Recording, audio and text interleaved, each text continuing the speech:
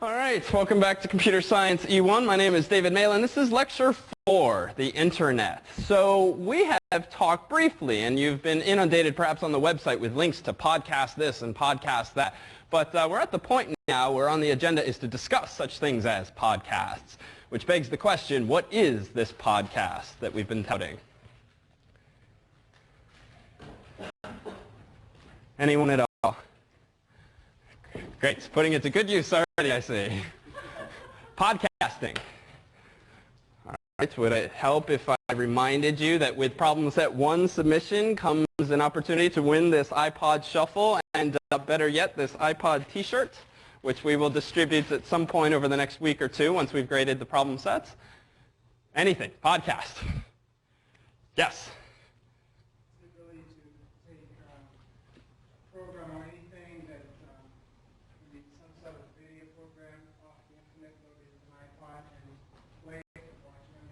Okay, good. So it certainly refers to, in part, the ability to download audio content and video content in such a way that you can transfer it to something like an iPod Shuffle or a video iPod, or if you're not even familiar with these things, just a little electronic device that's small enough these days to fit in your pocket, on your shoulder while jogging, and so forth. And perhaps podcasting is best explained by just a demonstration of precisely the term. So on E1's website, there's a link in the left-hand menu as well as via this John Harvard statue, if you haven't noticed, who's touting an iPod himself. If you go to that page, you will see just a typical web page in the same style as the rest of the website, but with links to all of this so-called podcasting content. Well, to be clear, the idea of a podcast is not to download the information necessarily through a web page, right? Otherwise, this is just a web page. There's really no need to call it podcasting. But really, if you look at this same content, for instance, through the view of what's called an podcasting client, like iTunes, you'll begin to get a better sense of what this hype is all about. So in fact, if we follow the link on E1's website called Subscribe to the Feed Directly Through iTunes, assuming you have iTunes on your computer, you'll see a web page like this, which I brought up briefly in a previous lecture. And essentially, this just shows you exactly the same content. What is this content? Well, as you can sort of see from the small text there, we've been posting, as you probably know, videos of these lectures, audio files in the form of MP3s of these lectures, as well as the TF's fantastic work on this new series, the videos of the week, a couple of which we showed 2 lectures ago. So what then is a podcast? Well, at the end of the day, it's sort of just a new buzz phrase around a very basic idea that's long been possible on the internet, the distribution of audio, video, and other kinds of content. But it's done technologically in a way that's somewhat new. Specifically, even though you're seeing all of these videos and videos of the week via iTunes, none of that content currently is actually hosted by Apple. None of it is actually hosted by iTunes itself. This is in contrast, for instance, with a lot of the music you buy from iTunes, which presumably is hosted in some sense by Apple itself. Rather, what we did at the start of the year was signed up for an account with Apple for iTunes. They approved us because they do a manual process still these days to sort of moderate the kinds of content that's posted. And what we simply maintain in E1's website is what's called RSS, really simple syndication, or there's other expansions of that acronym. But in short, it is literally just a text file.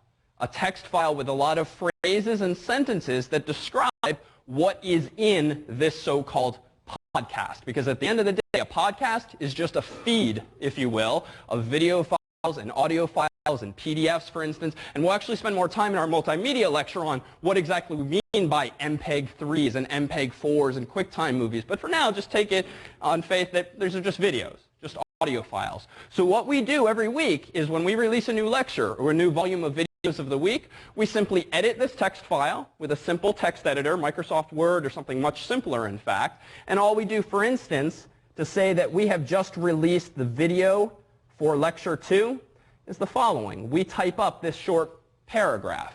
But you'll notice, if you glance closely, even though the text is a little small, that notice that next to a lot of these words are these angled brackets, open bracket, something, close bracket. And those are examples of XML elements or tags. And in fact, what you're seeing now is a glimpse, a sneak preview of what you yourself will be typing in just a few weeks' time when we get to the website development aspect of the course. You yourselves will be developing websites, not in XML per se, but in a derivative called XHTML, or perhaps the more familiar term, HTML, which is the language in which web pages are written. So long story short, every week we update this file. We say what the lecture is called. We give it a bit of a description. We say who gave the lecture, how long the lecture is, and most importantly, we tell iTunes and really anyone else that wants to look at this file where the movie file is. And what I've highlighted there is just a URL, http://www.fas.harvard.edu, and so forth. So really what a podcast is, from one perspective, is just a big RSS file, an XML file that describes what's in the podcast and where you can actually go to download the actual content. So when you actually pull up a site like iTunes or a whole bunch of other programs or so-called podcast directories, all you're seeing is one company or one individual's presentation of that material. And if I double-click on one of the links provided in iTunes, I'm not downloading the video from iTunes per se, but rather iTunes is directing my computer to where the actual content is so that it can be copied to my local computer and then subsequently played or transferred to my iPod or equivalent device. Well, E1's podcast is now in its second year, and last year we would not perhaps have had some of the success that we did, not only with our own local students, but also with reaching other non-potential students via the internet. We received a good amount of attention from a gentleman that you are about to meet. Victor Cajello is the host of a podcast called The Typical PC User Podcast, and we'll post a link on the lectures page after tonight to his own podcast. But this was a gentleman that sought us out after E1 was cited in a number of blogs and news articles for having been among the first courses, at least within Harvard University, to provide students with access to its content via podcast. Victor, given that he does a weekly show about all things related to technology, took an interest in us and was kind enough to invite us onto his radio show for a series of interviews and so forth. And so what we've done is invited him here tonight to speak for just a few minutes about what it is, what it takes for a typical person, if you will, someone like Victor, someone like yourselves, to actually get a podcast of his or her own up and running. And to be clear, a podcast does not need to contain video content. It does not need to contain PDFs. In fact, at the very beginning, if you will, podcasts were really just internet-based radio shows. But they were radio shows that you didn't really tune into live, but rather someone in their studio or their basement or their living room would record a radio show of sorts using a nice microphone, headset, and so forth, maybe playing music and so forth. They would save that recording as an MP3, just a computerized audio file. They would post it via their own RSS feed so that other people on the internet could download that audio file. So it's a radio show in spirit, but at the end of the day, you're not listening to these things live. You're downloading them and listening to them sort of a la TiVo, but for radio and for other video content. So with that said, I thought a fun introduction to tonight's lecture on the internet would be to make use of precisely this technological tool of the internet. And one of the up-and-coming trends, certainly, is this use of not only listening to audio and watching video, but delivering video and delivering audio. So what I've pulled up here in this small window is a program called Skype. How many of you have ever used Skype before? Anyone? So 2, 3 people. So what is Skype? What is this little thing I've pulled up here? Yeah? Pretty much a telephone in your computer. Okay, so it's pretty much a telephone in your computer. It's several things, and that is certainly one of them. One, just to be most familiar perhaps to the audience, it's a program with which you can instant message other people. But that's really just an afterthought with this program, because the crux of Skype, the real value out of it, the real feature, is that it does a very good job of allowing you to conduct voice over IP, or VoIP, V-O-I-P, if you've heard the buzz phrase. And this essentially, as you've said, is just the ability to make phone calls via the internet. What do you need to do that? Well, you need an internet connection, obviously, and dial-up doesn't really work so well these days for something like this, which is fairly bit intensive, but rather something like DSL or cable modems are wonderfully suited to this kind of technology. So in a moment, I'm going to click this big glaring green button, which is going to dial up Victor, who's sitting in his own office far away. He's going to connect with his own copy of Skype, and using this freely available Skype software, this is going to cost us 0 cents a minute, we're going to have an audio phone call with each other. And in fact, though my camera won't be turned on, since it's not so interesting to see me up here yet again, Victor's camera will be on, so you'll actually see this gentleman himself. The video quality quality tends never to be as good as the audio, but the wonderful thing again about Skype is that, and even I've used this, it's free. And if only for the audio-based phone calls, I've spoken with friends of mine in other countries for free. And even with a decent internet connection, it sounds just as good, if not better sometimes, than telephones. But it certainly depends on your connection. And I will say, we're going to use this 50-cent microphone here tonight, and this will actually probably suffice. We're going to use the speakers built into the lecture hall, but typically, and the only downside to using software like this is that, one, you need a microphone and you need speakers. At least you have the latter usually with your computer. But the problem, at least for neophytes when it comes to using this sort of stuff, if you have a desktop computer that has usually 2 speakers sitting right here, and you have a microphone, however cheap or expensive, if you keep that microphone too close to the speakers, what's going to happen? You're going to get really annoying feedback or that really high-pitched screech if it's even close enough. And that's the only logistical issue to work out that can at least initially be sort of enough of an impediment to even bother with the technology. But for 10, 20 or more bucks, you can actually get little headsets, which if you're embarrassed to wear them on the street, you can at least wear them in the privacy of your own home. And that gives you really high-quality audio back and forth. So with that said, let's dial up Victor and ask him just what it takes for someone like him or someone like you to go about presenting your own podcast.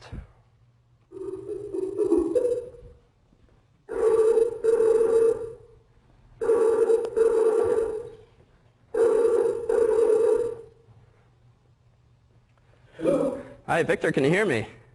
Yeah, David, how are you? I'm well. Good to see you. This is working well, it seems. I've just put up your video, and we have your audio going through the lecture hall here. Well, hello, everyone. Nice to be here. Well, Victor, I've given a quick introduction, but one question first. Where are you geographically right now? I'm located in beautiful Southern California. Well, it's still warm. Well, fantastic. This is actually a really good connection. So if you would, why don't you tell us a bit about your experience podcasting, what it would take for folks like these to get up and going with their own podcast, and then if you don't mind, I can try to relay a couple of questions if they come up. Yeah, I'd be happy to do that. Thanks for inviting me. So it's all about content first, you guys. Podcasting is one of those phenomena in new media that means that you and I have a voice and we can let people know about what we're passionate about. Whether it's journalism, non-copyrighted music, comedy, couple cast, or just computers, like in my case, there's no formula today for creating a successful podcast. It's about all of us telling our stories. So the first thing you need is good content and a good story to tell. Once you have that, the rest of it is just simple technology. So let's talk about what that looks like. You're going to need some kind of a platform to record your podcast, primarily your computer. You can start with something simple like this headset mic. You can buy one of these for $10 to $20. And you can use something like that to record your audio onto the microphone, or even a USB type mic like this sounds in here, which is like $80, which you can plug directly into a PC or a Mac. So that's the first thing, a microphone. Then you need some kind of a sound card, and most of our computers today have a sound card, so that makes it very easy. Now you need a way to record the sound onto your computer. If you have a Macintosh, GarageBand has built-in capabilities to record your voice, so you're all set. But no matter what platform you have, one of the most favorite applications for podcasters is called Audacity. And it is an open source, cross-platform application that lets you mix together the sound of your voice, some music, some sound effects, and then combine all of those into a podcast as an MP3 formatted file. So if you record your voice, you mix those elements, you save the file as a MP3, and now you have your content ready to put somewhere for people to listen to. This then brings us to kind of the next step of it is how do you get your information from your hands or your computer out into the internet? And the way that you do that is that you need to get yourself a hosting provider or a blog provider. So just like in blogging where you're writing down your journals or your news stories and so on, there are providers that are giving podcasters now the ability to save those MP3 files, upload them to their servers, as well as the place where you put your show notes, and they will provide you with those services for no money. For example, switchpod.com.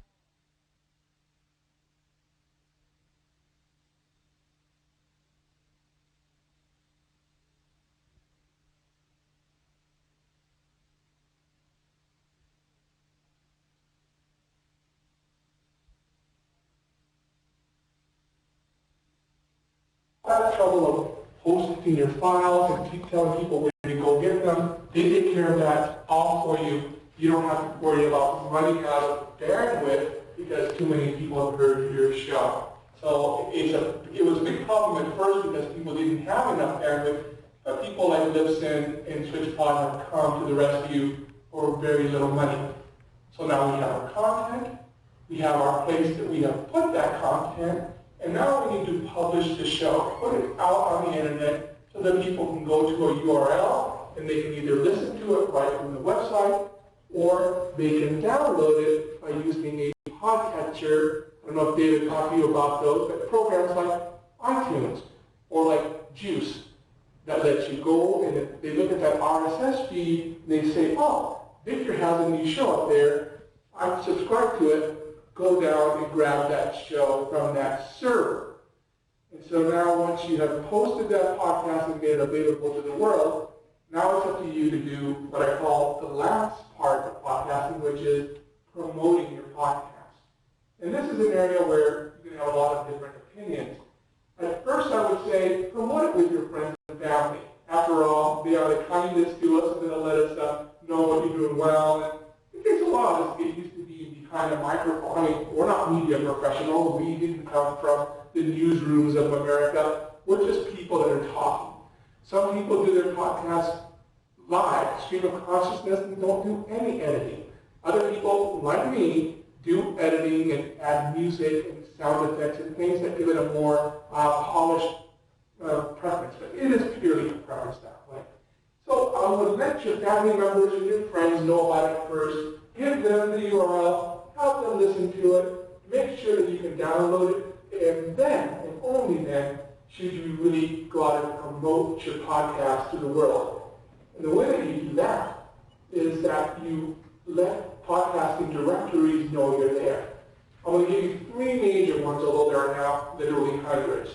The iTunes Music Store, which we're all probably familiar with, they'll be happy to review your content. You give them the name of your show and where the RSS feed is located, and they simply go and review that, and unless the content is questionable, you're usually in their directory within about a week, and then you can tell your friends to look for you and your show within iTunes.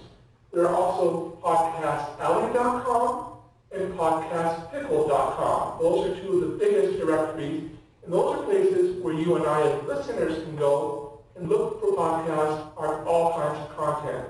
And believe me, there's lots of content.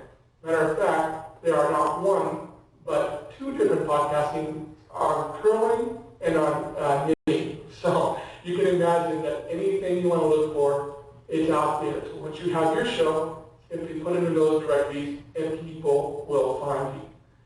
Now, if you're looking for to be a star or to get rich off podcasting, this is probably not the time to do either one of those. I think I've heard that less than 10% of all podcasts have more than 100 people listening or subscribed to the podcast. So it is one of those mediums that is described without the long tail phenomenon, which says that there are lots of people listening, but there may only be a very few listening to your specific type of show because of their preferences. So do it for the passion, do it because you want to get the message out. In my case, my shows deal with the typical PC user podcast, teaches people how to use PCs. Typical Mac user is for people like me who just switched to a Mac a year ago, so I'm learning and I'm teaching.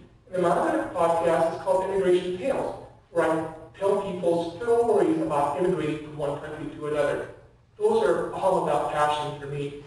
Yes, I have a few listeners in some of them, but I only have that because I put a product out that I'm passionate about. And even if I had 100 listeners, I would still do it. So it really becomes, at the end of the day, creating your content, publishing your podcast and show notes, promoting your content, and then rinse and repeat.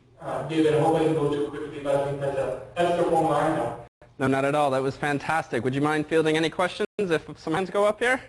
I'd be happy to. All right. So I'll be the one to stand here awkwardly and look for the hands. Yes? Thank you, Victor. What do you see as the future of video podcasting? Thank you, Victor. What do you see as the future of video podcasting is the question. Well, that is a huge future. Now, the thing with video is that there are some wonderful examples of video podcasts right now, is that the complexity is quite a bit more. Okay? They're a lot of fun to watch, and Ask a Ninja's out there, and you have other shows that are out there, Rocket Movie, for example. But the editing process and the time that it takes to make those is it's a lot steeper curve. So I see that there will be those that will look more like traditional media, but I don't see it being as heavily geared towards people like you and me who can buy a $10 microphone and get our message out. And that's what new media to me is about. Thank you. Other questions from the audience? Yeah. As someone new to podcasting, it doesn't seem like you could put a podcast out and get a large audience or get even really a significant audience right off. Is there really a huge demand out there for podcasts of all kinds? So as someone starting off his or her own podcast for the first time, is there really demand out there for, say, one lone individual's podcast or for these podcasts in general? Well, demand is a word in podcasting. You'd be surprised. There are some shows that take off for unknown reasons. There's a wonderful couple show, for example, called Keith and the Girl, and they are kind of R-rated, but they got going in New York, and before you knew it, they had a massive audience, and now they do.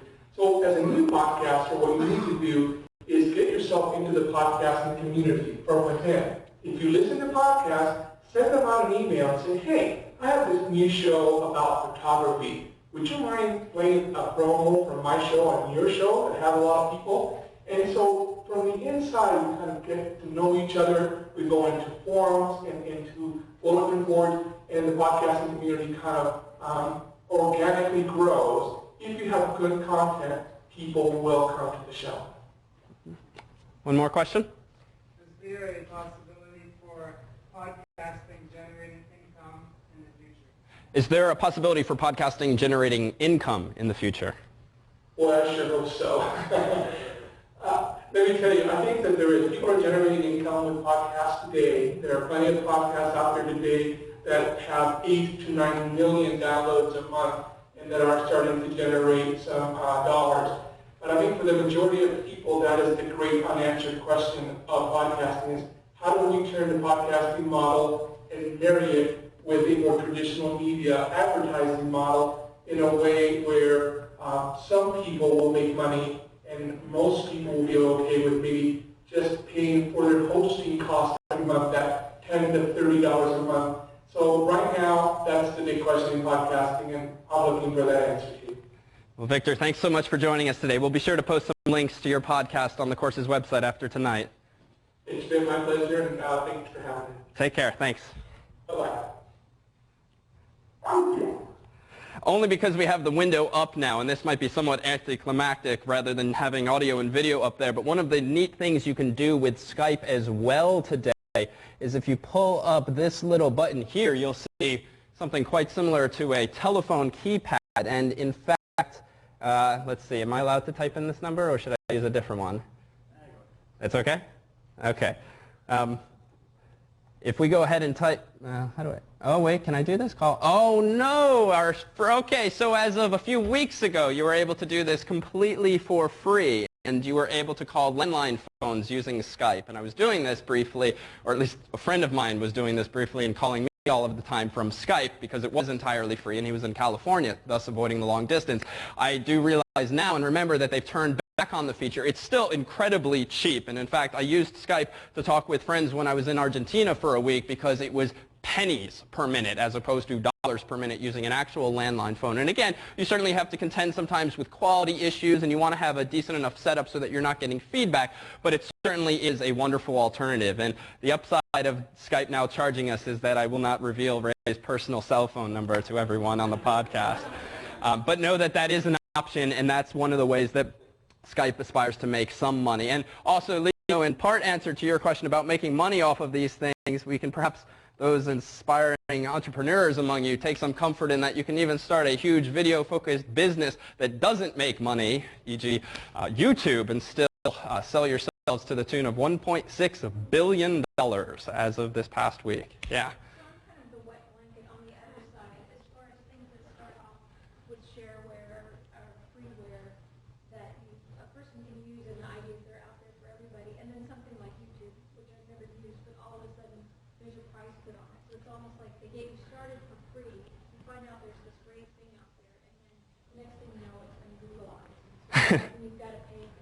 No, that's quite true. And just to summarize, I mean, there have long been a number of services, and especially these days, ever since the dot-com era, where you get the same idea, the same technology has been around for years, but all of a sudden, for whatever reason, you start to get critical mass around some product or around some website, and there's just huge valuations put on these things, YouTube being an example of one of them. And long story short, if you're not familiar, YouTube is just a video sharing website. You sign up for a free account, you upload your own personal videos that maybe you took with your little digital camera or shot with your regular camcorder and then digitized, and it's really just to share videos with people. And it's become incredibly popular, and Google, for one, sees upwards of $1.6 billion of value in this. I will say, to play the other side of the coin and devil's advocate, if you will, I think only time will tell if a lot of these ideas and a lot of these technologies and a lot of the sites are worth the valuations that are being put on them. And one might argue that even what's happening in the past couple of years with a lot of the prices that are being tacked onto MySpace and YouTube and Facebook and so forth,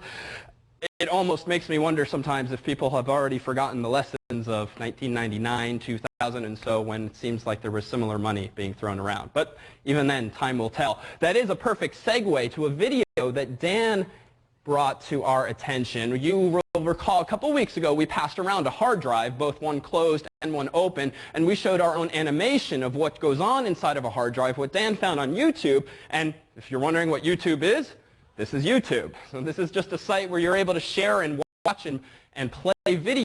This is a video that someone made rather delicately by taking the lid off of their hard drive, but a working hard drive that was still physically connected to a computer. They just physically removed it from the box, but they left the ribbon cable connected. And you'll see what exactly is going on inside of a hard drive when it is actually running in your computer. It's just a minute or so long here. So here we go. See if I can make it a little bigger for us.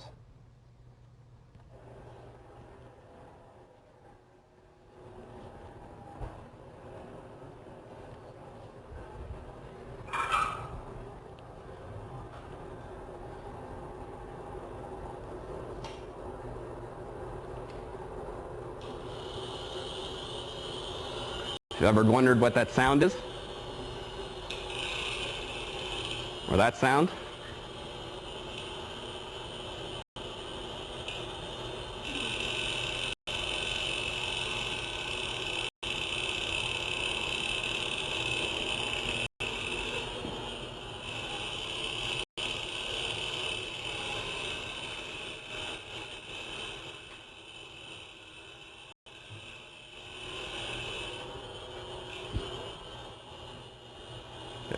This is why they have lids. They very quickly become uninteresting. But you see what's going on inside the drive. But that was sort of a lot of activity and a lot of noise for deleting a folder. What do you think explains the relative length of that process of deleting a folder? That would seem to be a pretty atomic operation. Okay, perhaps finding the folder, seeking to the folder. It looked like the reading head was doing a lot of back and forth, though, which would almost suggest that it didn't find the folder, but it probably did. Why else then might it have been toggling back and forth so much? It may have information at different parts on that disk. There could have been information on different parts of the disk. The folder itself might have been fragmented. In an implementation sense, folders themselves don't really require a lot of storage space because they can be represented rather efficiently. But what sometimes is inside of folders? Easy question. Yeah, so in this case, and as the gentleman I think explains in the comments accompanying this video, there were actually a whole lot of files in that folder, which explained for whatever operating system he was using that it was recursively going through and deleting those files and maybe other folders as well. So we'll put a link to this on the course's website as well if you'd like to take a look, or at YouTube in general. And it's worth noting, too, just to tie in our first two discussions of hardware with tonight, the Internet, and also to play off of some of the things Victor said, in addition to this podcast being available to students via iTunes, it's available to really anyone with iTunes. At least some of the lecture content, and this year the videos of the week content. What the teaching staff and I spent last week struggling with was the load that was apparently being placed on this podcast this year. Based on these answers tonight to what is a podcast and the deafening silence that accompanied it, I can only hypothesize that it was other people who were downloading the podcast this past week. But long story short, thanks to those individuals who have subscribed, really, thank you, we crippled one of the Extension School servers early last week, such that I got a nice email effectively explaining that we've been booted from the server that all other courses use at the Extension School. So that induced a last-minute scramble. We then contracted with an outside third-party host, a company called DreamHost, that you will see later in the semester because we'll use them for you, the students, when you develop your own personal websites with your own personal domain name. But at DreamHost, we signed up for a relatively inexpensive plan that gave us plenty of disk space. It's a few tens of gigabytes, maybe 100 or more gigabytes, but storage problems are not what we have. But it did offer us 1.6 terabytes of transfer or of bandwidth. That is to say, we were allowed, according to this plan, over the course of a month, 30 days, this is what our contract allowed, to have people on the internet, wherever they are, download up to 1.6 terabytes of information. Now, none of our E1 videos are nearly that huge. The biggest file is maybe 250 megabytes. Well, what's one order of magnitude larger than a gigabyte? Damn, a megabyte is a gigabyte. Well, what comes after gigabyte? Terabytes. So tera essentially denotes what numeric value? Trillion. So you're familiar with megabytes in terms of floppy disk, 1.4. That's exactly what we did the first lecture too. 1.4 megabytes. You're familiar with hard drives that you have, which have 20, maybe 400 gigabytes. Imagine now having access then, or the ability to let people on the internet download 1.6 terabytes of information, over 1,000 gigabytes of information. Well, we got a nice note from DreamHost 4 days into our contract explaining that in the first 4 of 30 days of the month, we had used 1.4 of our 1.6 terabytes. And just like the cell phone companies today do, they'll charge you if you go a gigabyte over. And if you've ever gotten a $300 cell phone bill, that the overage costs tend to be high. So I passed along to the Extension School our estimated bill of $6,000 for the first month of our free podcast that we don't charge for, mind you. So we quickly upped the plan to a 4 terabyte plan, now an 8 terabyte plan, which should hold us over. But again, thank you, all of you, for tuning in remotely. It's been a wonderful challenge. But this is honestly the first semester in 11 terms of teaching this class that I think we've even spent more than a split second even using the term terabyte. And it's sort of a fascinating thing, just technologically these days, to now be getting into these kinds of numbers. So it's only a geek can perhaps really take pleasure in that idea. But it's amazing what's happening. And it is ideas and technologies and websites like YouTube that are really driving some of this growth in data storage requirements. I mean, a typical video that's uploaded for E1 is between 25 and 250 megabytes. Contrast that with one MP3 of a song that, for instance, you might have downloaded back in the day from Napster or these days from iTunes itself. 3 megabytes, 4 megabytes. So when you start talking about distributing 200 megabyte video files, you start to deal with a lot of interesting server-side issues. And that's precisely what we coped with this past week. So more on those kinds of things in the future. For now, let's dive into the topic that we've skirted over up until now, which is quite simply, well, the internet, what is it? Well, I'll turn it over to you since my first question of the night went over so well. What is the internet? Sorry, clip, but you'll see that the slides in this class, because we have notes and because I like things to stay rather dynamic and not follow a script, I mean, slides can't really get fluffier than this, right? A guy surfing the internet. So we'll use this for 10 or so minutes while we talk about the internet. What is the internet? Yeah. It's a series of tubes. It's not a truck.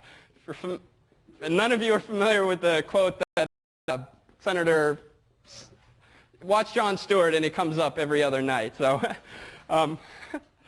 watch Jon Stewart and that little joke will make sense. So what is the internet? For real? Yeah. A large series of servers, routers, etc. that send information all over the world. Yeah.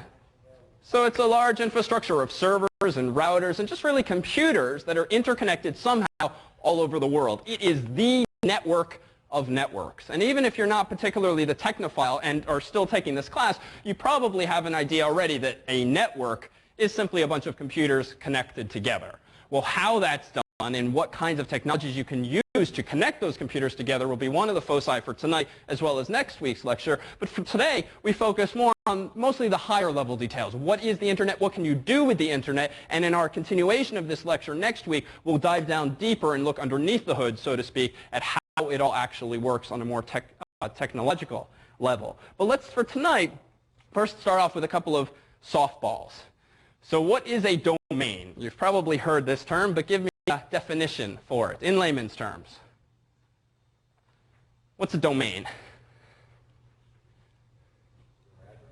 Yeah, so it's an address of sorts, right? Like you've probably said out loud CNN.com before or Harvard.edu before. Well, that's just a domain. It is sort of an English-like phrase that describes some kind of network of computers, and a network of computers that's usually geographically related, right? It's pretty reasonable to assume that all of the computers related to Harvard.edu are kind of sort of in the same area, though that doesn't need to be the case technologically. Well, let's actually take a step back then, because if we're already getting ahead of ourselves, if we're already talking about the internet before talking about its basic building blocks, well, this is easy, right? We talked about this in our first couple of lectures. Here is a computer. You can tell even the course becomes dated when computers don't really look even like that anymore, right? And that's kind of sad. But this is a monitor from yesteryear on top of a desktop from yesteryear. I'm not very good with drawing LCDs, so we'll stick with this version. Add two computers to the picture, connect them somehow with some kind of wire. Who cares what? What do you got? You've got a network. This kind of network might simply be called a peer-to-peer network. Well, you might guess because you have two peers, two equivalent types of computers, somehow communicating with each other. A peer-to-peer network can also involve many, many other computers. Napster and its infrastructure was, in a sense, a peer-to-peer network because all of these peers, all of these individual consumer PCs, were eventually connected to one another, albeit through a central server. So that was peer-to-peer in a sense, but software today that's particularly used for file sharing are more peer-to-peer in this sort of sense. And I'm not going to draw hundreds of computers on the board here, but if you can imagine a network of a whole bunch of computers really arranged in an ad hoc fashion where some computers might have direct connections with one another, some can only talk to other computers through other computers, that's a peer-to-peer network as it's usually understood today. It's sort of an ad hoc network that's formed using various types of internet connections. And though I draw them with lines here, I don't mean that these two computers are physically connected. I just mean that they have some kind of internet-based connection. They could be in completely different states or countries. The lines just represent software-type connections, network connections. Well, with that said, let's actually go to a more common scenario, at least consistent with the types of networks you use each day. If I all of a sudden, and just for the sake of dramatization, draw one of these computers as relatively bigger, just because it's stronger, more powerful, it's got more RAM, it's got a better CPU. Well, I'm going to call this thing, in this context, a server. And meanwhile, I'm going to call the thing on the left what? CPU, but in this context, you might have heard the phrase, the word LAN would describe the whole thing. We'll come back to that in a second. But what I'm looking for is the relationship between this server and what might be called a client computer. So if you ever heard the phrase a client-server relationship, or really you just hear these words tossed around, a server, a client, it's pretty much just like what happens in a restaurant. You sort of have one guy who's running the show, the waiter or the server. He will answer your requests or will provide you with information or really food that you, the client, ask for. And this is terribly representative of how most internet-based applications work today. For instance, you sit down at your computer and you pull up Internet Explorer and you type in CNN.com. You in the context are acting as what's called a client. And you're making some kind of request over the internet. We'll expose the inner workings next week to CNN.com, which is obviously the server in this case. CNN.com server or servers looks at whatever request you've sent, and that request is going to be along the lines of, give me your main page, your home page. The server is going to grab that home page or generate it and then just reply just as you've received your dish at the restaurant. And it's precisely that relationship, sort of a subservient relationship where the client asks the server for something and gets something back. That sort of captures, in fact, what we were doing with Skype just now, albeit only one side of it. When we dialed up Victor, the way that Skype and programs like it tend to work is clearly there's a server in the middle, because even I personally had no idea where in the US at the moment Victor was. Apparently he was in California. Well, if I wanted to make a direct connection, like a peer-to-peer connection to his computer, well, that's sort of a chicken and egg problem. How do I contact Victor if I don't know where I should contact him?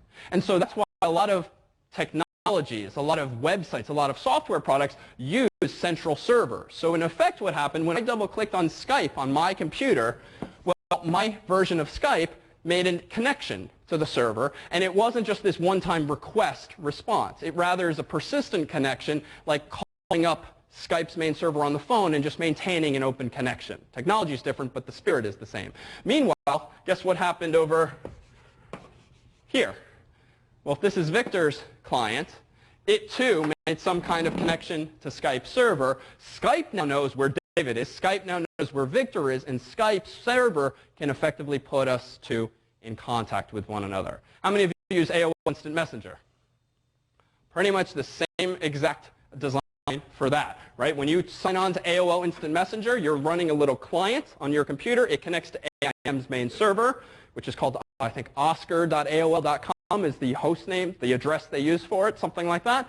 And then your friends connect to AIM server as well, and then all of you can instant message each other because you're all using AOL Instant Messenger server as an intermediary. Now, this sort of implies what about the privacy of your instant messages? Not very, right? Literally all of your instant messages, for the most part, go through AOL Instant Messengers and AOL's main servers, which certainly means they can do what with them if they so chose? Read them, certainly. Store them in perpetuity, certainly. It's really up to them. Whether they do this, I don't know, but this is certainly an issue when it comes to current proposed legislation, which I think we touched upon briefly in Lecture 1 or 2, where ISPs, which are not AOL Instant Messenger per se, but your ISPs can certainly look at all of the emails and all of the web pages that you're accessing from your computer, right? After all, who do you use to connect to the internet these days? Anyone? Comcast. So if your computer, in that sense, is the client, and you're using Comcast servers to access the internet, well, that suggests that they, in that case, are the intermediary between you and everyone on the internet. Now, for the most part, ISPs don't retain data. They don't retain data on what websites you visited and what emails you've sent, or the content at least of them, just because, sort of more legal trouble than it's worth if they're not required. It just costs money to store this data, and what do they really need it for? They maintain logs of that you sent an email likely, and maybe who it was to, but usually not the content. But if you pay attention to current media goings on, one of the proposals from at least this country's government is that they want to keep around information for at least 3 months, 6 months. And this is a huge deal for the ISPs and others because it's just expensive, if nothing else. And never mind all of the civil liberties issues that it might raise. So with that said, back to technology, we have these two basic relationships, either a client-server relationship or sort of a tiered model where you have multiple clients connecting to a central server. Now consider what Victor and I, when we were doing. We were transmitting not only audio, but video as well. Now, what do we already know from our brief chat about podcasting that's implied by the distribution of video in general? Sort of a leading question, but let's make it more frank, which costs more in terms of space, to send a little AOL instant message like a smiley face, or to send your smiley face over the internet? All right, so your smiley face in the form of a video. So if all of a sudden these very popular services like Skype and AOL Instant Messenger are usually using these centralized server models, you would think this quickly becomes problematic, especially for video, right? Consider the issue of our podcast. We had one central server originally at the extension school, and it was just serving content to clients. It was not even serving as an intermediary to other clients. Well, now imagine Skype. Do you think that Skype routes all of our audio and all of our video content through Skype's server? Does AOL Instant Messenger do that when you do a direct connection, quote unquote, and send someone a really big file or a really big image? Well, in theory, no, and ideally, no, because what the server simply does, as I sort of suggested in the voiceover, is it informs this client and this client how they can directly contact each other and thereby circumvent the intermediary, because once the servers put those two clients in touch, what do you really need him for after that? Now that's a slight simplification because that is actually problematic these days, because how many of you with your DSL or cable modem connections have home routers or firewalls? If you know what that, how many of you have not only your modem plugged into your cable line, but also a black or blue box that lets you share your internet connection among multiple computers in your house? Well, if you have one of those things, more hands are going up, and we'll come back to this either tonight or next week, you are sharing your one pipe to the internet among multiple computers. But the effect of that usually is to create the appearance that even though your home might have 10 computers in it or 3 computers in it, to the outside world it looks like there's just one of you. Because Comcast only presents you with, we'll get back to this, one IP address, as it's called, one means of addressing your computer. This is a problem, though, because if Skype knows where you're coming from and Skype knows where Victor's coming from, well, suppose that Victor's on a network with a whole bunch of other people. And suppose that I'm on a network with a whole bunch of other people. In other words, we might be sharing our internet connections. For purposes now, realize, or at least get a sense of the fact that the server can't necessarily put 2 people in touch with each other that are behind these so-called routers or firewalls. For reasons we'll get back to, but this is why if you've ever tried with MSN Messenger or AOL Instant Messenger to do audio conferencing or do video conferencing, it usually doesn't work. Those programs are not nearly as good as Skype is and as, say, Google Talk is these days at using various tricks to get around those kinds of issues. And we'll come back to that in more technical detail in a bit. But if you've ever tried, and you can try it tonight, try to initiate a voice or video connection with someone with AOL Instant Messenger or MSN Messenger. If either of you are behind one of these home routers, odds are it will not work, as well as at least Skype and Google Talk do it. But more on that in a bit. So you've got a couple of computers connected via cables. You've got now let's do it this way. You've got not just a server here, but you've got a whole bunch of computers in your home, as you were just saying, and all of these guys want to connect to the internet. Well, it stands to reason that if you want to connect multiple computers together, not just 2, you need to wire them not necessarily to each other, but to some central point. And as soon as you start connecting multiple computers together using whatever kind of technology, maybe you put all of these computers inside of a very oddly shaped building, as suggested by this rectangle in the door, well, what do you then have? You have now what was described earlier as a LAN. So from the beginning, a computer, you know what it is. A peer-to-peer network is just 2 computers connected together. A LAN is multiple computers connected together, and they are usually very geographically proximal to one another. So that's why I drew this very goofy-looking building, just to suggest that if you have a whole bunch of computers connected together in some very tight space, like a building or maybe even a city block, the general term to describe that would be a LAN. Contrast this with something you might have heard more so perhaps in years past, but a WAN. Well, what does LAN stand for? Local area network, right? The acronym pretty much explains what it is. It's just a very somewhat vague term. It doesn't have any minimum number of computers you have to have. It doesn't have any maximum number of computers. It's a general term you can whip out to describe a bunch of computers connected together that are sort of related to one another because they're in the same building or maybe because they're physically all connected to the same central device. A WAN, by contrast, wide area network. It's just more than that. Maybe you have a WAN, for argument's sake, when you have a building here and a building here, and you connect those buildings together via some kind of cable, then you might say, all right, now that's a WAN, because it's spanning multiple LANs. So you have a computer, you have a peer-to-peer network, you have a LAN, maybe you have a WAN. What do you get when you connect all of these LANs or WANs together somehow or other? A network, yes, but you get the network, if you will. You get the internet, and that's why I introduced this as the internet being the network of networks. You can take it one step further. The internet is the network of networks of networks of networks. It's sort of the Uber network to which the entire world, at least with networks, is interconnected these days. So then what is a domain? Well, a domain is just a way of describing a LAN or a WAN or a bunch of LANs or WANs. There's really no hard and fast rules around any of these. Up top there I've put a domain of harvard.edu. Well, that is just the name given to describe all of the computers, on Harvard's campus. At right, there's this column called subdomains. Well, sometimes, if only for administrative simplicity, it's nice to sort of organize your own network, your own WAN, your own domain into hierarchies with different people perhaps administering different parts of the university or of the company. And so you have the ability on the internet to describe computers not only by their domain name, but by subdomains. For instance, how many of you already have a FAS account? Okay, so about half of you. And if you don't already, the current problem set charges you with obtaining one, or the previous one does.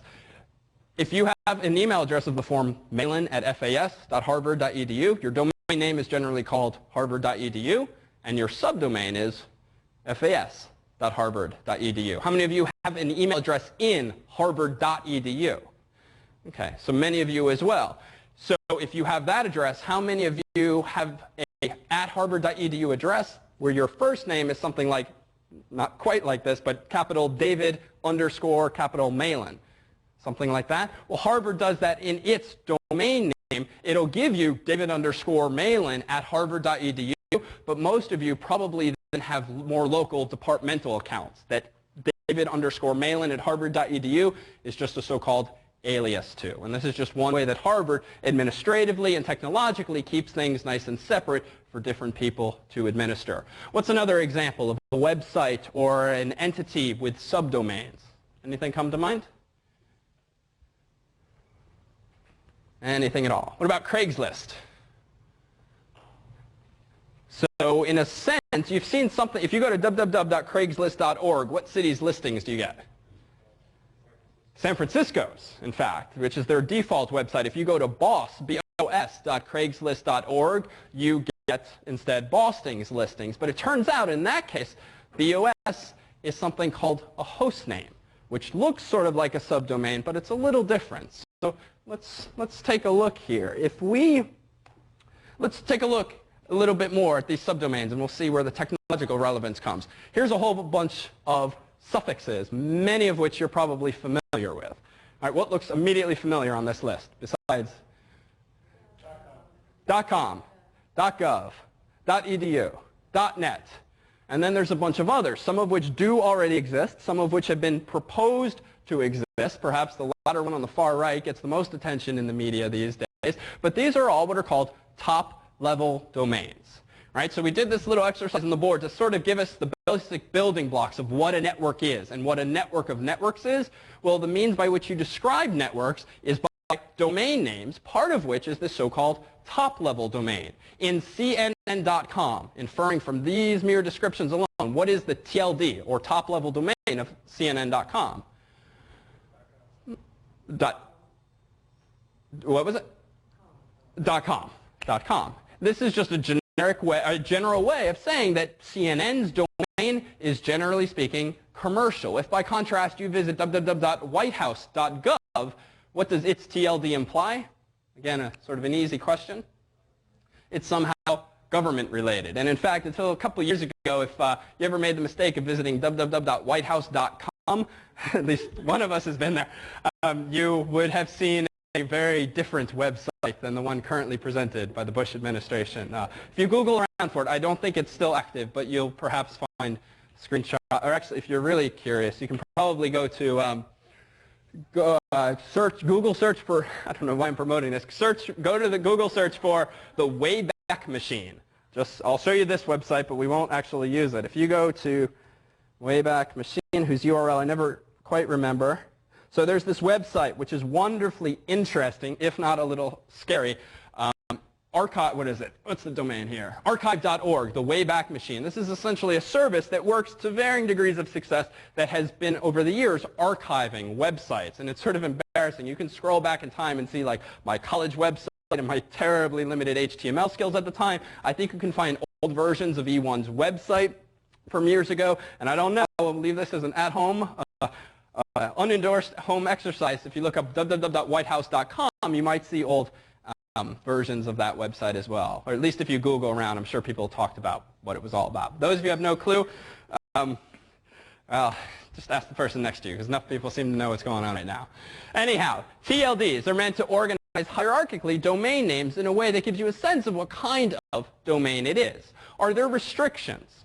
If you, the user, want to go and buy a domain name in .net, .org, or .com these days, what kind of entity must you be to buy a .org, .net, or .com? Yeah? A business for .com? Ideally, that was certainly the original purpose, but it turns out these days, no restrictions on any of those three. So you can have .coms, you can have .nets, .orgs owned by anyone. Which one you choose is really a matter of choice, but really a matter of availability. As you will see when we get to the website development part of this course, choosing a domain name, at least one you want, is a non-trivial matter. One, a lot of good names have been taken up by actual websites and companies. Two, a lot more domain names have perhaps been taken up by squatters, folks who have just bought these domain names, like thinking that someday someone will come knocking and want to pay them more than the $7 a year or so it's costing them to maintain it, hoping to cash in on the $1,000 domain name or the $1 million domain name or even something more than that. So you will perhaps feel that frustration when you seek out your own domain name, but it turns out among the TLDs you can choose from these today are many. One of the best registrars that I've used in my experience to register a domain name is GoDaddy. It's a goofy name, and the website's kind of overwhelming because they try to upsell you every time you visit a page. But if you sort of ignore all of the upsells and just seek out your $6.95 or $8.95 domain name, you can get a good deal, and they have a very good interface for managing domain names you might own. And again, we'll come back to this in our website lecture, but for tonight, I just wanted to show you the drop-down. If the name is available, you are allowed these days to register a website in any of these TLDs. And more than these, in fact. GoDaddy doesn't necessarily doesn't necessarily let you register all of the available ones. But if you want to host, davidmalan.jp, if it's available, you can create the illusion, in effect, by name that your website is in Japan. This is only to say that TLDs, though originally intended to create very obvious hierarchies, very obvious distinctions, has begun to relax somewhat. Each country gets to manage its own domain, and in fact, if you've ever been to something like, what's a website that uses anything that ends in .tv? Have you ever been to a website ending in .tv?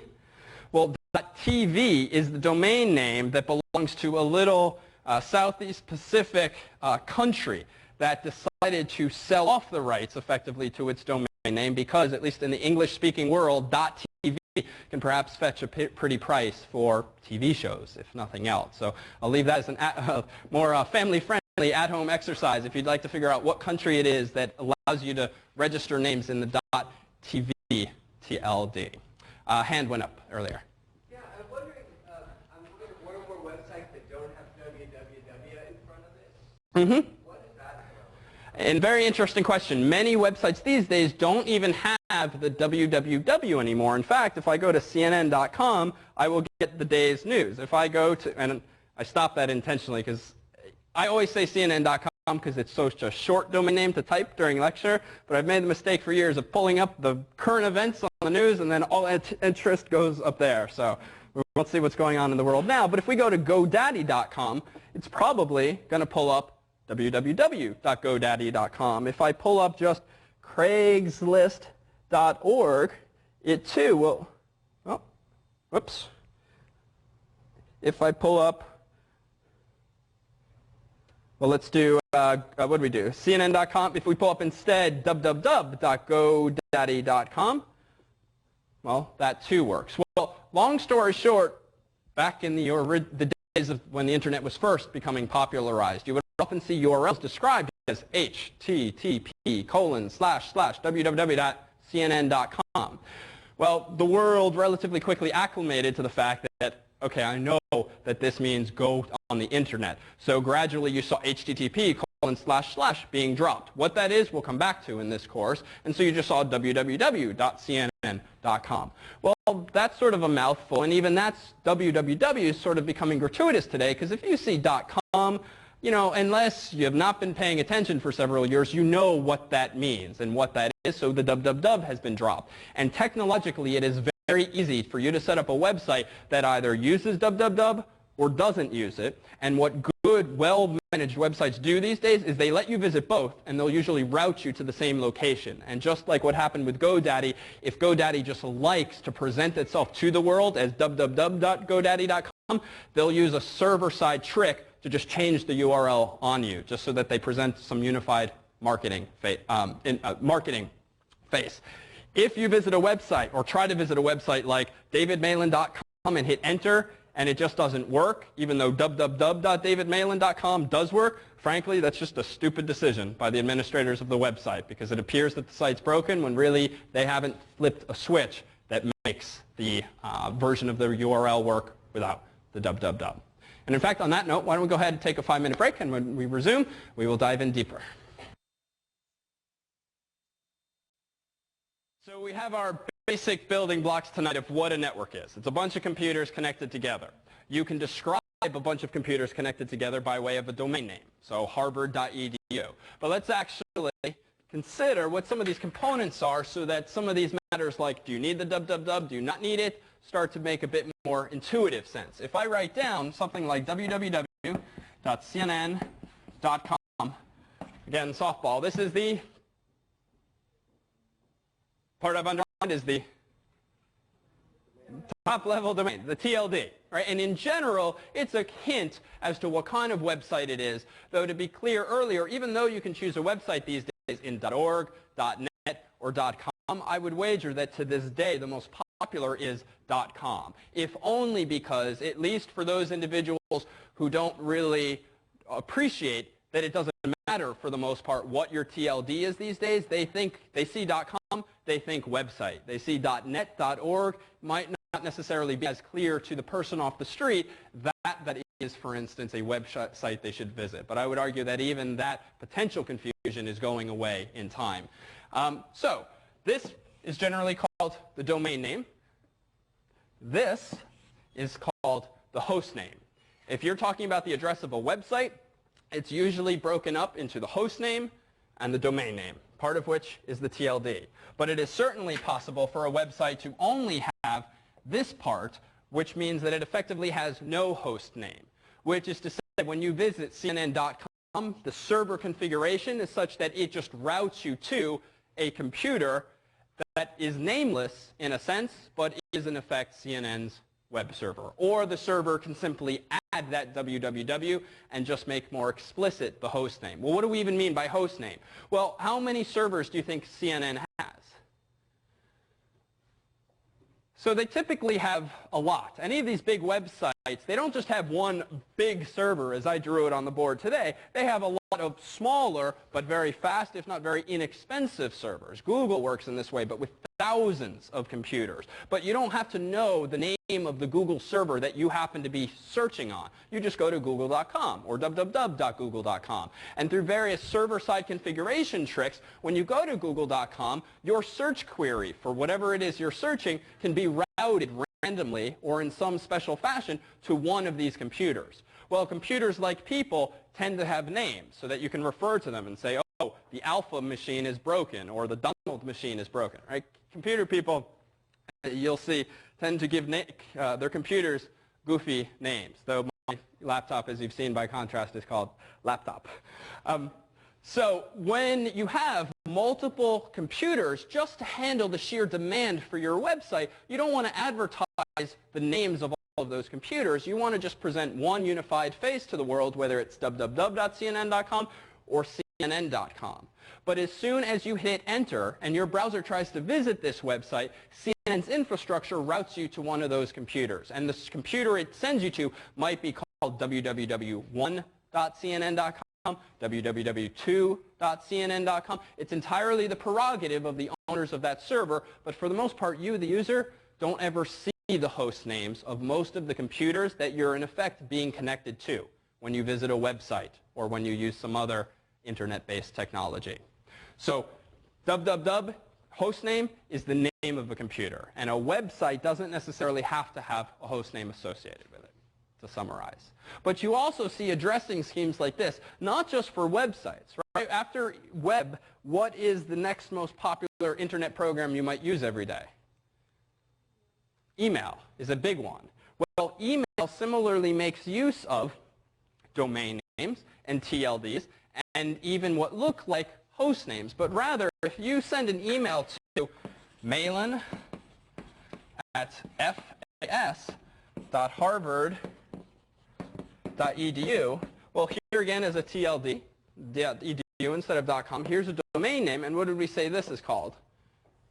So this is a subdomain. So in the context of web addresses, you would usually call the first thing, if it's not the domain name itself, the host name. It's the name of the server that you're visiting. But really, when you send an email to someone, you really don't care what machine that email is getting sent to. You care more conceptually that that email go to the right domain. And so in that sense, and it's a slight distinction, when you send an email to mailin@fs.harvard.edu, your email goes to whatever server it is on the internet that manages email for this domain, specifically this subdomain.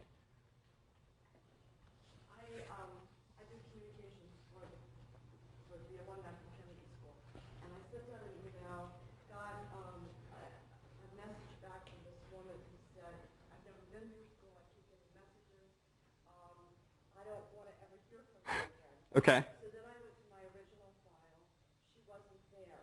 But we have an alum whose email address, the first part before the domain name, is exactly the same as hers. And her domain is like AOL, and his is something completely different. Okay. They're not even close, the domain name. But the front part is exactly the same. And I don't know what to do about it. So it's a good question, and to summarize, it sounds like you have someone on one of your email lists that is receiving your emails but is complaining that they don't want to receive your emails, but that person's, the subdomain of that person's email address just so happens to be the same, what happens to be the same, the username? Only the username. And she's not on my list at all. So you have this user who wants to opt out of your email list because for some reason she's getting some emails that are clearly meant for someone with a similar username but a different subdomain or domain name.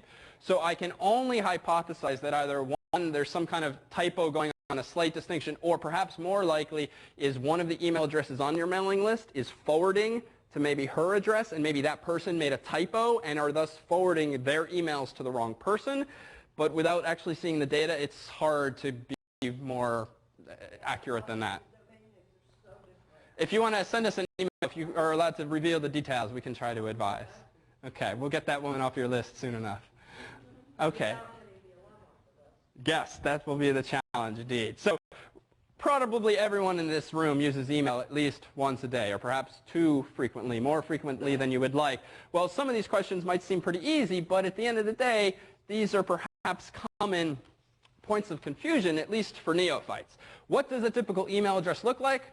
There are two canonical forms. If you have an email address, it probably looks like the first one, with just @domain.com, like david@gmail.com. Don't email that. It goes to some other David. Or you can email some username at some subdomain.domain.tld. And you can have multiple subdomains, but after a while it starts to get ridiculous, and so you don't tend to see them that often. So these would perhaps be the two most basic forms. So a bit of a quiz. These are examples of legitimate email addresses. They might not go to real people, but syntactically, these are valid, syntactically correct email addresses. You know, frankly, these days on the internet, I bet one of these goes to there's probably someone that gets each of these emails. So maybe another at-home exercise. Email these people and see what kind of curious individuals you get back replies from. So those are valid email addresses. Points to take away are perhaps implicit. So clearly you can use letters of the alphabet. You can also use numbers. What other characters are clearly valid characters in an email address? Underscore? What kind of symbols? Symbols in general, too general. Be more specific. So underscores, which is that underbar, which creates the illusion of a space, but is just kind of a hack around it. What else is clearly valid? A hyphen is valid. In M, the M dash here, it would just be a hyphen in this case, but sure. / would not be valid in an email address. No slashes in email addresses ever. You clearly need the @ sign. That's in both of the canonical forms we looked at. What do you not notice here? Well, there are not things like spaces. Spaces are not allowed. There are not things like $signs or what you might think of as weird characters. It's fairly safe to say that these are most of the valid symbols that can appear in an email address. But notice you can have a period. And it has different meaning to the left of the @ and to the right of the @. To the right of the @ it has some clear conceptual distinction. It's sort of a demarcation between the TLD and the domain and maybe a subdomain. On the left-hand side, it's completely arbitrary. People use dots sometimes in lieu of underscores just because they like the look better. But there's no inherent meaning. If it's David.Malin, that's just because David Malin thought the dot maybe looked better than no character at all, maybe better than an underscore. Harvard arbitrarily, for those of you who are staff, arbitrarily chose to make email addresses of the form David_Malin at harvard.edu, for instance. Capitalization, does it matter? It does not. It is tacky, dare say, to email someone with their address all capitalized. It's sort of silly if some people write their email addresses like D. Malin, if only because that's not really consistent with convention, but there's nothing wrong with it. Email addresses are case insensitive. You can capitalize, don't capitalize. It really doesn't matter, at least for this part of the domain name. But I have yet to meet a mail server that doesn't ignore capitalization in the username, though theoretically you could design a server that would make the distinction. But I wouldn't think on that too much. Quiz. Take a moment. Which of these are syntactically valid? It's always a good time for it. I know you can't see them, but there you go. Which of these are syntactically valid? Oh, OK, we'll jump right into it. OK, j@nbc.com that's fine, is syntactically valid. We tried to throw you off with the capitalization, but completely legitimate. Mine being malin@post.harvard.edu, good, good. Somebody at franklin.ma.us. So that's an interesting point of discussion, if briefly. That looks like it's somebody from where? Yeah, Franklin, Massachusetts. So it turns out that in addition to TLDs like .org and .com and .gov, there are also 2-character TLDs. And these are generally called country code TLDs. And we mentioned one earlier, even though it's sort of abused these days. But with permission, .tv is technically a country code. And it is a TLD, but it was originally under the control of just one country. And it is still, but they've allowed anyone to just use it. Even the US has their own TLD, .us, and a lot of governmental entities like local townships, or if you have a city-oriented website, the mayor's office, those sorts of domains, even though they could be in most any TLD, even .com if they wanted to, would just send a weird message. Well, .us is common for municipalities and so forth. .ma.us is for Massachusetts, and franklin.ma.us denotes Franklin, Massachusetts in the United States. But if we have .us, why do most websites in the United States seem to end in just .com? Whereas if you go to CNN in the UK, you would instead visit something like cnn.co.uk, or I think cnn.co.jp, if I'm remembering them correctly. So co, in a lot of countries, that's the convention they adopted. It just denotes commercial. They didn't choose com, but it was sort of arbitrary. But no, CNN's website in Japan, the one that brings up Japanese text, is not cnn.com.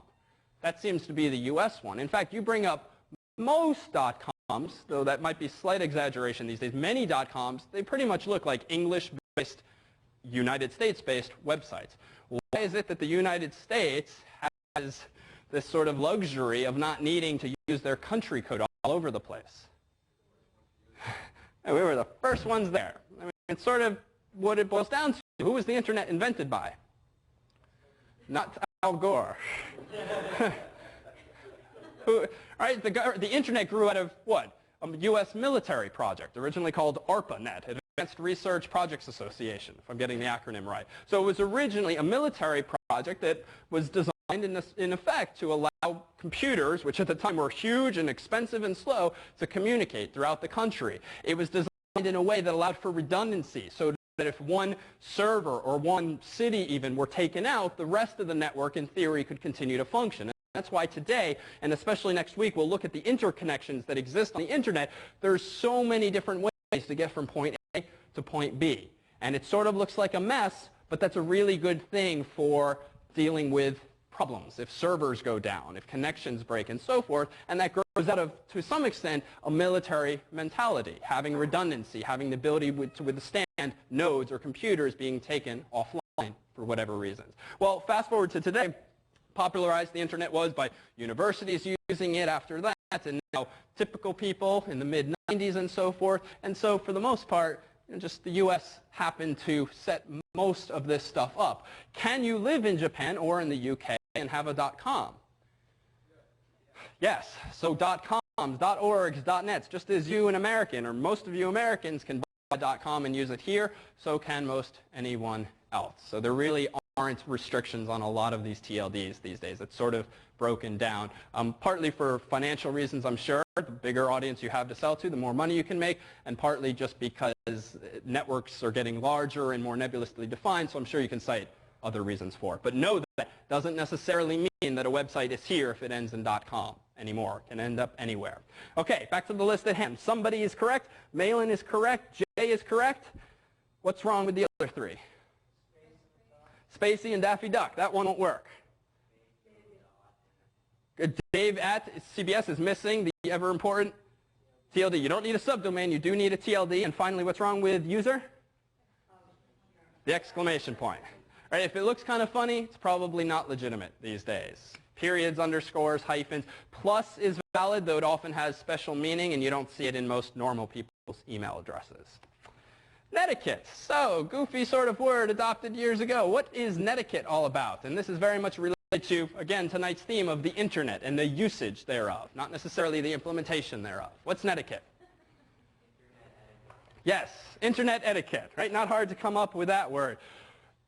Do not, if you are new to email, or if you're not new to email but have been doing this for years, do not email people in all capital letters. Even if your caps lock key happens to be on by accident, take the time to turn it off and retype your message, or at least be aware of what's appearing on your screen. I don't do it now so much now that we film these lectures, but for years I would offer family anecdotes of people in my family who would do these kinds of things. I'm not allowed to say who in my family to this day still does such things like this because, well, I didn't realize the caps lock key was down. Considered bad netiquette. What does it imply if you receive an email in all capital letters?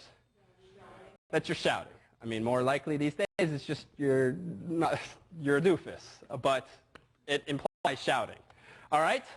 Related to email usage is, of course, spam. For a while we had to define what spam is. I think it goes without saying what spam is today. It is a huge, huge problem on the internet today, to the extent that it uses up so much bandwidth. And you wouldn't think so based on the emails, because they're pretty small usually, a few kilobytes, if even that, a couple paragraphs, maybe a small image attached. But you send out 1 million of those small emails, and you do it all the time, or you send out 10 million of those emails, because at the end of the day, the marginal cost of sending one more email is pretty much 0 cents.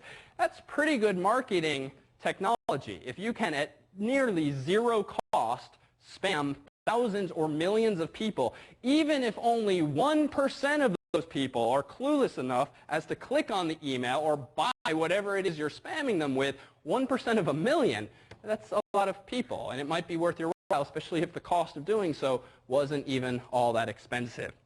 This is an example of spam. Those of you who are in debt might take heed from this particular email. You get all sorts these days about debt, Viagra, Cialis. What are the other popular ones that you get every day? I'm sorry? Okay, porn is popular too. You get those as well. What else? For loans?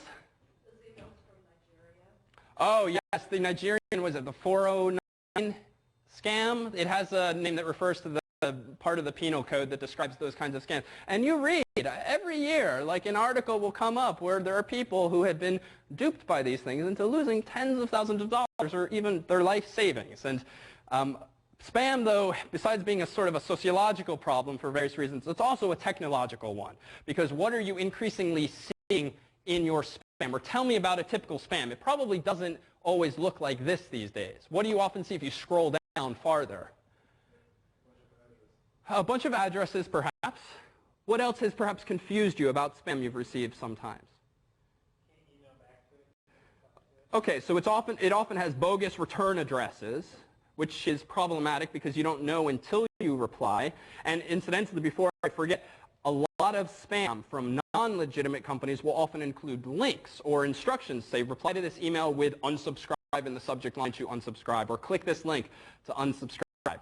If you learn nothing else tonight, know that you should never click links in spam to unsubscribe. Because what are you effectively doing by replying to spam or clicking that unsubscribe link?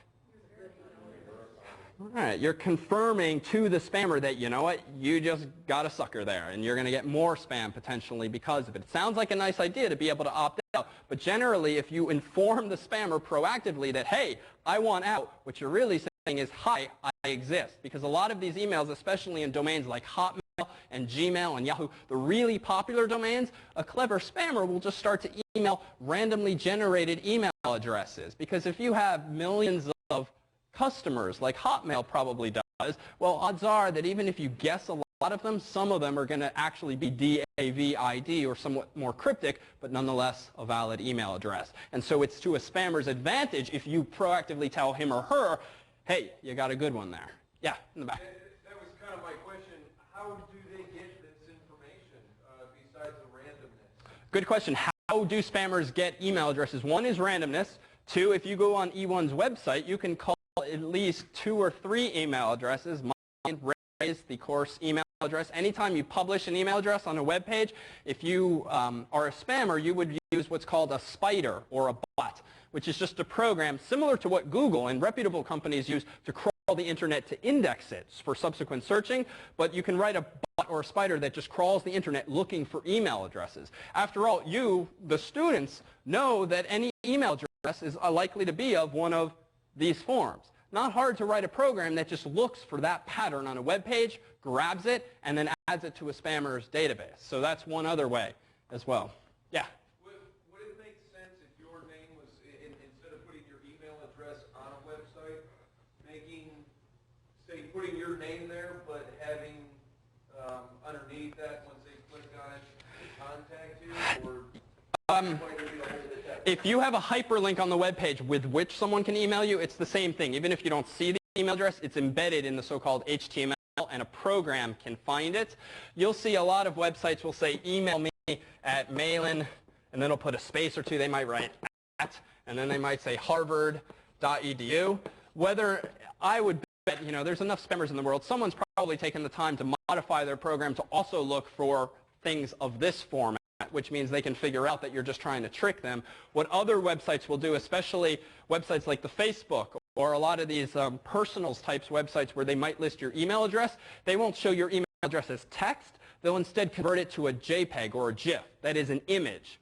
So an image isn't something that you can just sort of highlight like you can with Microsoft Word. You would have to figure out what that image is actually representing. It's similar in spirit to if you've ever visited those websites, and in order to confirm you have to type in that cryptic, the squiggly words and numbers, which sometimes are too squiggly to even understand correctly. Same idea. The idea with those is that it's hard for a computer to figure that out. Similarly, if you show the email address as an image, it's marginally harder for a computer to figure that out, or at least it takes more CPU cycles to process that kind of thing. Personally, I don't care anymore about posting my email address everywhere on the internet. I actually think that there is a technological solution to this problem, and that though it's very reasonable to assume that you will get less spam if you don't publish your email address in printed forms or on web pages, that's a hard thing to prevent all of the time, especially if you want to keep an email address for years. It only takes once or twice for it to get slurped somehow and then just get propagated through databases. And anti-spam software is definitely getting better. I mean, I get probably 500, 1,000 total emails a day, many of which are spam spam, 200 of which tend to be real emails. And among those 200 real emails that actually I see in my inbox, I would say on a typical day, I get 4 to 6 spams these days. And I actually think that's pretty good. I'm rarely having to delete them. So in short, spam detection is getting better, but the fundamental problem is that email was not designed correctly to deal with this problem. There is no security implemented in email, and the fact that spam is such a problem is because there was no forethought given, or at least implemented. There was no, this was not raised as an important issue initially. And that's partly because no one saw, or many people didn't see the internet becoming used by people like you and me. Like, who's going to want to email a few hundred researchers who are using the internet for research purposes? So that's part of it as well. Another example of spam. If you're finding E1 a little too much work, you can call the number on your screen or wait for the spam to arrive, and you can cash out with your degree much more quickly than any kind of university program. And there's a whole bunch of others these days. Only so that we can slap another piece of jargon on it. What is an emoticon without looking down at your papers? It's a smiley face. So this is a non-exhaustive list of the emoticons that people have not only come up with a word for, but also all of the different emotions that they might express. The only one that we like to point out each year as somewhat apropos is, one of them's funny. This one too is kind of funny only because here we are tonight. So feel free to usurp any of those as your own in future emails. Okay, so let's do this. Let's pause for 5 minutes so I can turn your attention to one of the white pieces of paper tonight. This is a survey. The course, as you know, offers sections and workshops. One, we would like to just get some feedback from you now for no more than 5 minutes on what you think of the course, what you think of the lectures, but most importantly, to be honest, why you are or are not going to sections or workshops. Just to give you the historical perspective, when I was a TF for this course years ago, we had 3 or 4 sections of 15 or 20 students, and 15 or 20 students were attending each night. And we'd like to think that we're not just doing a bad job these days, but there's more interesting issues involved as to why students in the class tend not to be as interested in the course's sections and workshops anymore. Perhaps it's more savvy, perhaps it's because of scheduling, but if you could just give us your candid thoughts, don't put your name on them, it's not necessary. We would love to understand what you like and don't like and what's driving you to come or not come to these things. I'll even put on a bit of background music.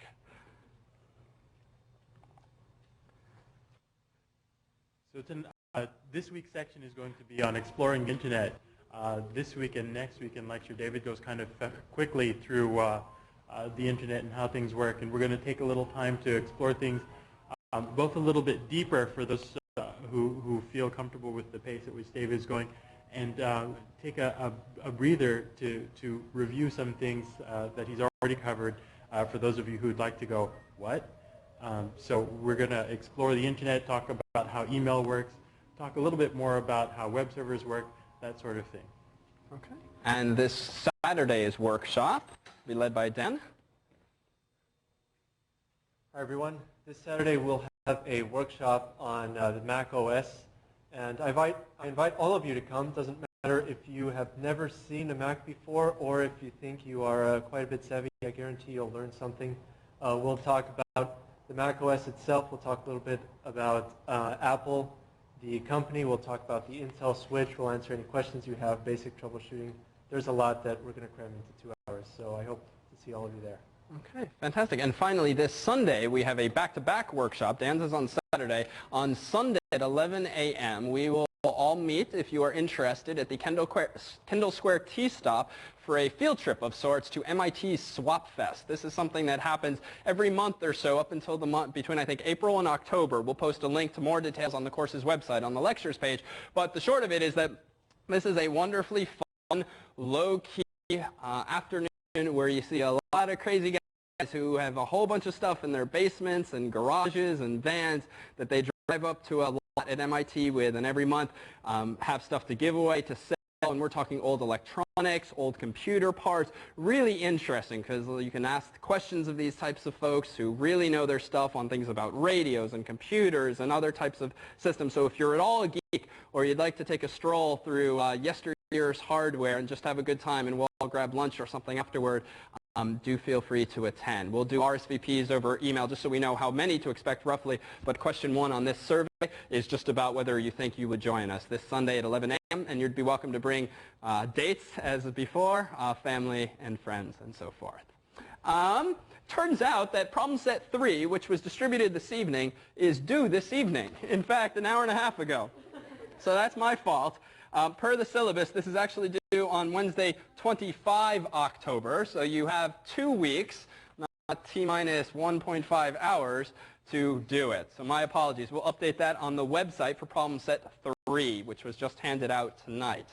So there's just a couple other things that are in the slides. I'm going to skip over SSH and SFTP because we'll come back to that. But just so that we wrap up this discussion, and I want to conclude with a really neat demo, let's look at the ever-enlightening slide on the World Wide Web. So what is the World Wide Web? So the network of all networks. So the answer to that is actually no. And this is where you can make a subtle but useful distinction. The web, or the World Wide Web, and the internet, they're not the same thing. So what you just described actually was a perfect definition of the internet, a network of networks. But the internet is really an infrastructure, something that takes physical form and is the physical incarnation of as what we've described as the network of networks of networks. It's sort of the backbone on which a whole bunch of neat services run. And the World Wide Web is an example of such a service. It's something that you can do with the internet, something on the internet. And I would liken it to other internet-based services like email and instant messaging and podcasting. These are sort of higher level programs, if you will, or services that you do using the internet. But the internet itself is really that infrastructure underneath the hood. A URL is something that you probably have typed every day. Here's another. I won't name names within the family. Do not call this an URL. It's really difficult to keep a straight face when someone in your family is asking you to pull up the URL, www.cnn.com. It's a URL, Uniform Resource Locator. You don't have to know that, but know to say URL, even though it's the more inefficient way of saying it. The canonical form is this. And we'll see other incarnations of this, but when you see something, : / something, pretty much refers to a URL. And even though you, a typical user, might only see things that are HTTP : / something, it turns out that you can have URLs of other formats for other types of services, most of which typical users don't use, but one of which you will use later in the course, namely SSH, or even SFTP can be written in this way. But more on that in the future. Some examples. All of these are valid URLs. These are all valid addresses of servers. So essentially a URL, even though you almost always see it just for the web, it's really a general way of describing the protocol that you must use to talk to a machine. A protocol, as suggested up there, is just the language that your computer needs to use to access the service. So when you, the user, use Internet Explorer to pull up CNN.com, the language that your computer and that server are using to communicate is called HTTP, Hypertext Transfer Protocol, or Transfer Protocol. This is just, it's like English is to us. We have a way of communicating with each other by the standards known as English. Computers, specifically web browsers and web servers, have their own language called HTTP that they use to speak back and forth to one another. Think of it as the language that you might have to use to order meals in a foreign restaurant with a foreign waiter. And meanwhile, underneath that is HTML, which we will come back to in our website class. HTML, by contrast, is the language that web pages are written in.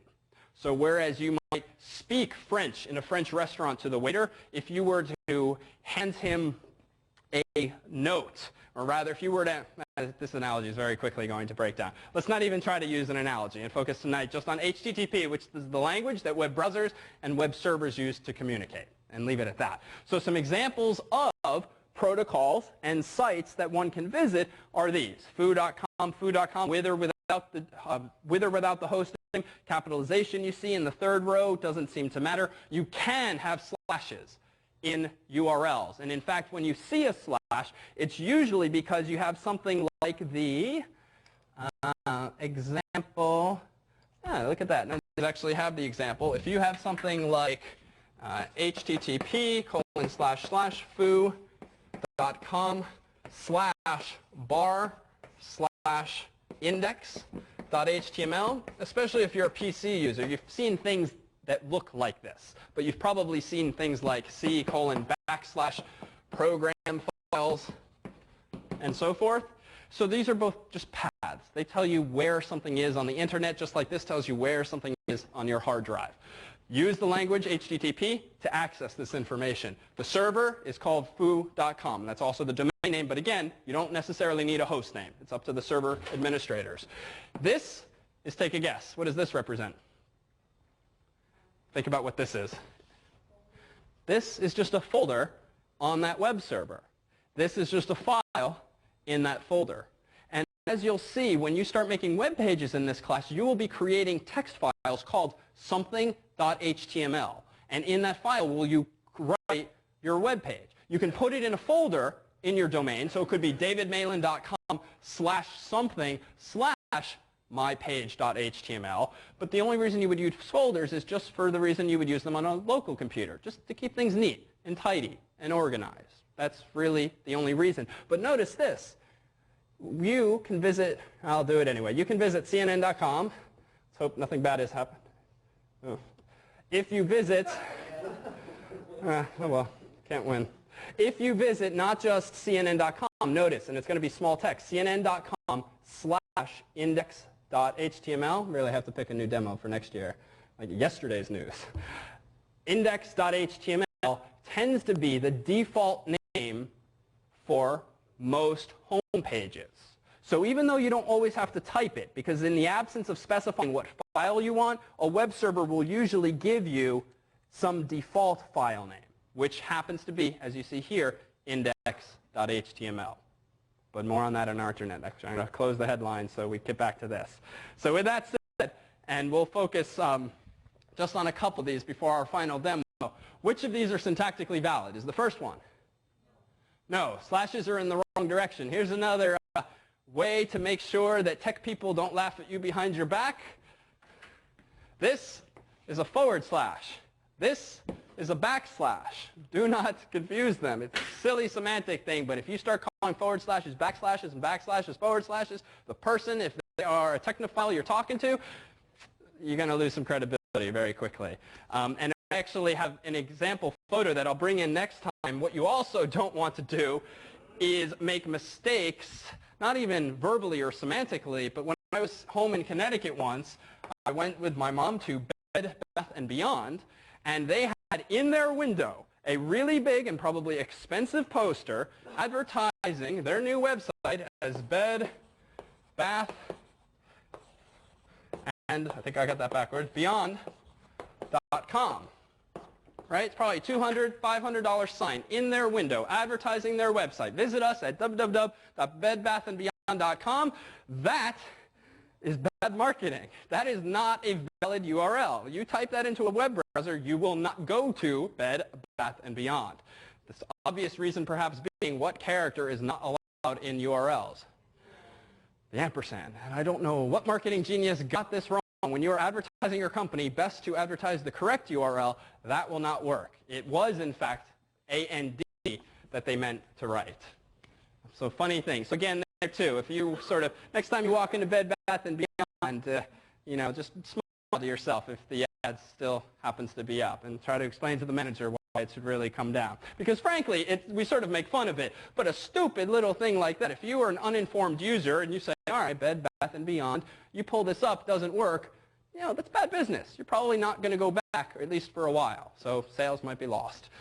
The second one, www.bar.com. So this is sort of a trick question. It's not officially a URL because it's missing the protocol specification, but it turns out these days you don't need to type it, at least in a browser. Technically, when you visit a web page like we just did with CNN, you're visiting a URL. But most of us probably don't bother typing http:// anymore because you just don't need to. Browsers, if you don't specify a protocol, assume that you want HTTP because after all, you're using a browser in the first place. But it turns out there are other types of URLs. FTP is another protocol, file transfer protocol. You'll use this later in the term, but that's just a program whose sole purpose in life is to let you copy files from your computer to some remote server. And you would access that via FTP://. But this last one, not valid. Why is it not valid? Wrong slash. So 1 slash rather than 2 actual slashes. What I will do, we'll keep a couple of the remaining things for next time, but in the remaining 2 minutes, I just wanted to tell you if you've never used this before. So let's very quickly, when you've had to look up directions, what websites do you tend to use these days? Okay, I heard Google Maps, and I heard MapQuest. So Google Maps tends to be the best, not necessarily in terms of the directions they provide, but just in the aesthetics. The maps, I would say, subjectively look so much better than MapQuest or Yahoo's ever did, and that's enough reason, I think, to try this site out. If we search for 1 Oxford Street in Cambridge, Mass. 02138, if you've never used a website like this before, the beautiful thing about Google Maps, like these other sites, is it whisks you right away to it, and then you can scroll around, you can zoom in. These days, you can actually click satellite and actually get a satellite version of the same area. And this is literally going to be a 60-second teaser. If you think things like this are cool, the note I'd like us to end on tonight is another one of these applications, these services. We talked initially tonight about networks and the internet, and then a couple services on top of it, the most popular perhaps, email and the web. And we used Victor as an example of using Skype. VoIP, voice over IP, is another program. Well, if you download, and this is more of a software product than a specific service, if you like this sort of thing, download, and we'll provide a link to it, Google Earth, which is software that Google actually bought from another company. I spent 2 hours this afternoon preparing for a lecture, looking up with this program. For one thing, we can type in again the Science Center. Okay, that was helpful. There we go. If you can see that. Oh, wait, is that going to work? Come on. Oh, too big. Let's go back to this view. Come on. Here we go. Where's the Science Center on Earth? So when you can zoom in even further, and I swear to God, this whole lecture would have been about this program had we started with it and not ended with it. This was my way of self-regulating. So here's the Harvard Science Center. You are roughly over here in the building where my cursor is. You know, Cambridge, Massachusetts might be fine and all, but let's just for the sake of it zoom on over to, oh, how about Venice? This is just a brilliant interface and the coolest thing I've seen today, frankly. And here we are in Venice. I was taking a little vacation in my apartment this afternoon. So here's Venice. You can zoom out, and I'll leave you to play with it. Like, you can change angles, and the software sort of interpolates. Things will look very flat, which is not what Venice looks like. It is syncing, but it's not entirely flat. But the software, and this is an example of really neat tricks with fast processors, is giving you different perspectives based on its inference of what the landscape looks like. All right, Italy's interesting. Let's zip on over to New York. And again, we'll provide you with a link to this on the website. It's entirely free. It takes a couple minutes to download. You install it. It's a wonderful way of spending time in the middle of the day, or frankly with kids too. I think we get a real kick out of this. And the reason actually I brought this up this afternoon is I'm auditing an archaeology course at the college this semester, and the professor for the first time today used this as an example of showing us the pyramids of Giza. Oh, wait, I got one last cool one. Oh, here we go. The Great Sphinx. And the photography, the aerial photography and satellite imagery isn't perfect, right? You can't totally zoom in and see things like you could on the ground. But my God, from an apartment in Boston to be able to being able to take this virtual tour of the world with such a neat, clean interface, there you see it, is the Great Sphinx. So on that wow factor, why don't we call it a night, and we'll see you next week.